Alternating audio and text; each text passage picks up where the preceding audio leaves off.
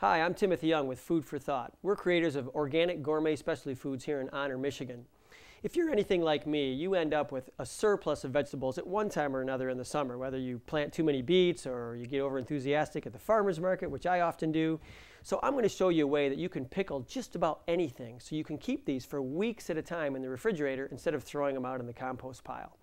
The basics of pickling are vegetables, eggs, whatever you want to pickle, and then the ingredients you're going to need are going to be vinegar, water, sugar, salt, and then something to bring some flavor to your pickles. I'm going to today have a little bit of red pepper flake, I've got a little bit of fresh dill, I've got some pickled or some peeled garlic, and then of course I have a little bit of Right Brain IPA. This is a little bit better for pickling the chef than the vegetables, but it's essential to pickling for me.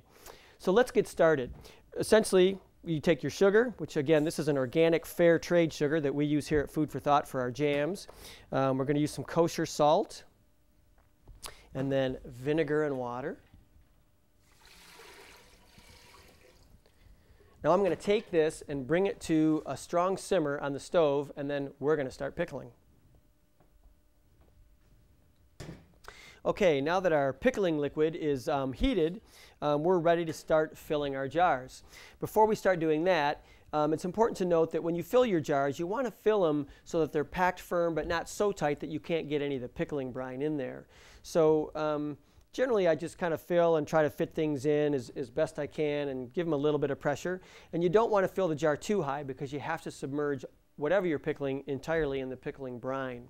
So there we go, those are ready to go. We've got one with peppers, one with eggs, and one with a mix of vegetables.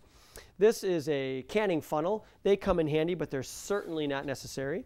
You just basically got to transfer the pickling brine into the jar. And again, you want to fill it up until the vegetables are covered and completely submerged. Same with the eggs. And lastly, the peppers. Okay. Then we're going to just cap these. And you can use leftover jars. This is the nice thing about it is we're not going to hot pack these. These are, again, going in the refrigerator. These, if you wanted to hot pack these and have them as a shelf-stable product, you could do that, but that requires a little bit more work. You'd need to consult a canning book to do that. These are going to go in the refrigerator after they've cooled for about 4 to 5 days so that the flavors can mature. And then they'll be good for weeks up to months depending on what you've pickled.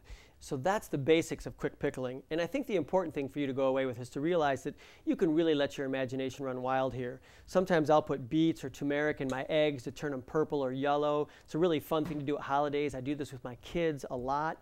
From a flavor profile, you know, again, garlic, red flakes, I use any kind of fresh herb you can get. Dried herbs work, mustard seed. You can do just about anything you want. So let your imaginations run wild. And this is Timothy Young with Food for Thought. Happy pickling.